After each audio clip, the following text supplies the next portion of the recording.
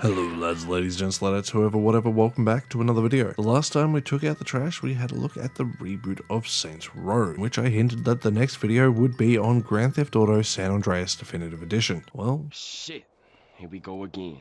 As we dive back into the trash and ask if GTA San Andreas Definitive Edition is any better in 2024 after its absolutely abysmal launch. As is the format of the show, we're going to start off with the good points, and simply put, at its core, it is still San Andreas. So thanks to the rose-colored glasses I decided to wear while playing, I still loved my time overall. I still find GTA San Andreas to be the best in the series to date, and even Definitive Edition couldn't ruin that for me. From the extremely well-written characters like Ryder, Sweet, Big Smoke, and even OG Loke, to the wide variety of missions and the almost endless amount of things to do, Grand Theft Auto San Andreas Definitive Edition definitely keeps the spirit of the original alive. San Andreas finds a very eclectic cast of characters exploring themes of gang violence, corruption, conspiracy, and loyalty, with no character feeling wasted or forgettable. The game's missions help drive home how memorable some of these characters are, even if some of those missions can definitely be a little more frustrating than you would like. All we had to do was follow the damn train, CJ.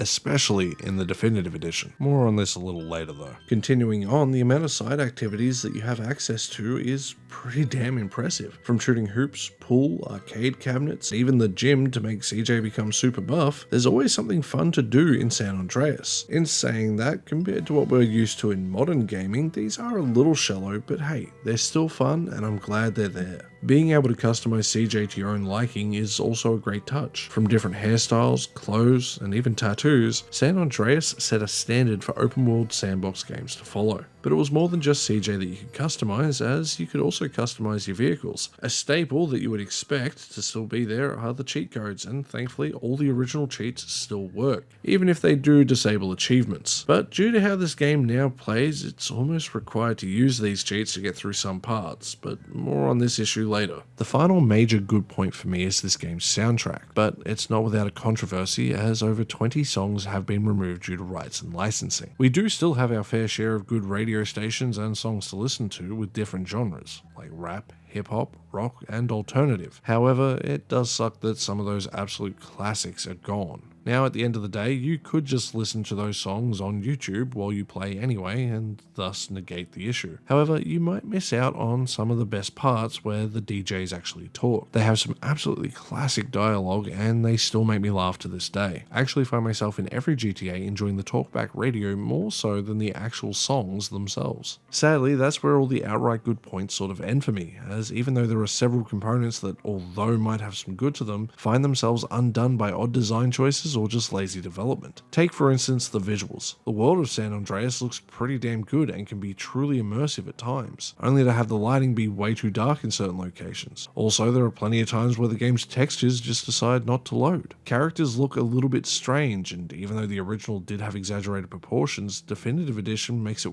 way more noticeable. Now, with that said, the game does look a lot better than what it did at launch. I will give it that. The car models look great, but driving has become way more floaty and feels way worse than the original. It just means there isn't much that I would put in the just okay categories, as is the point of this show. And even though I typically try to be more positive, San Andreas Definitive Edition is either a high point or a pretty damn disappointing low. So, since I didn't really find anything just okay, I'm actually just going to go straight into the bad. The first major issue you will find with the Definitive Edition is its combat, and I would argue that GTA as a franchise up to the point of San Andreas' original release wasn't exactly known for great combat. It was more known for having a lot of options for the players to utilize. This leads to the Definitive Edition's combat feeling really dated and pretty damn awful. Enemies are way too accurate and seem to be able to kill you in an instant, all while being overly tanky. It leads to what I said earlier about cheats basically being required in order for you to play. It's not that you can't beat this game legitimately, but it's definitely way harder than the original release. I think if I played the PC version, I wouldn't have had as much trouble because I would have had mouse aiming when it comes to shooting. However, due to the game's way of aiming, it really becomes difficult on controller. I constantly felt like I was fighting the controls just to be able to aim at what I wanted to aim at. I also felt like I was fighting the controls just to be able to drive where I wanted to go. The game just doesn't have the same level of precision that the original did. I remember being able to take a lot of tight corners and shortcuts in the original PS2 release. However, here, if I attempt it, I'm probably going to flip the car and die. Another major problem I had is the game's inconsistent audio quality. Characters in cutscenes sound a lot better and a lot cleaner than what they do when they're out and about. And this feels like a strange decision. It's almost as if they decided to up-res some of the audio, or at least clean it up, and then just gave up very quickly because they realized it was going to take too long. Oh. Yeah, alright. Business over in Vice. Now they try and make ends meet by taking any old job. They're a little bit dull by their habit. Although this actually could just be me. I don't know. Let me know if you hear it in the comments below. And it's more than the occasional voice line that sounds low quality to me. And that's thanks to the fact that all the sound effects are still seemingly from the PS2 release. Because even though this game has seen a couple of re-releases, they never updated that stuff. It's always the visuals that would change, never the actual soundscape. And even though the visuals look great, orally the game is pretty piss poor. Get your mind out of the gutter. Beyond those two major flaws, there is one that is absolutely unforgivable in my book, and that is thanks to the release of these definitive editions of the PS2 trilogy, Rockstar, for whatever reason, decided to take down the original releases from all digital marketplaces, meaning if you don't like the DE versions of the game, too fucking bad. If you want to play these games without pirating or emulating in some cases, then tough luck. You, the consumer who wanted to do the right thing, no longer can. Since the bigwigs behind Rockstar have decided it's DE or bust. This isn't even including how dirty they did the developers Grove Street Games, who were massively understaffed and massively overworked, all while attempting to remaster one of the most beloved gaming trilogies in history. But let's play devil's advocate for a second. You might try to argue, well, as a business, you shouldn't waste money and you should try to maximize profits. They are a business after all, but I will remind you, Rockstar made over $8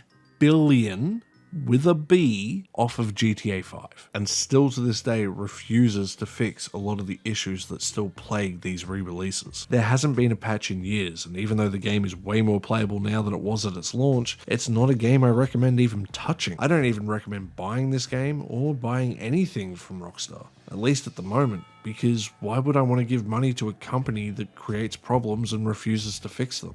Can you have fun with the game? Sure, maybe once you throw in some cheats. Are you going to have fond memories like the original release? Probably not. This remake left me extremely disappointed, and it's probably the most disappointed in a game I've ever been.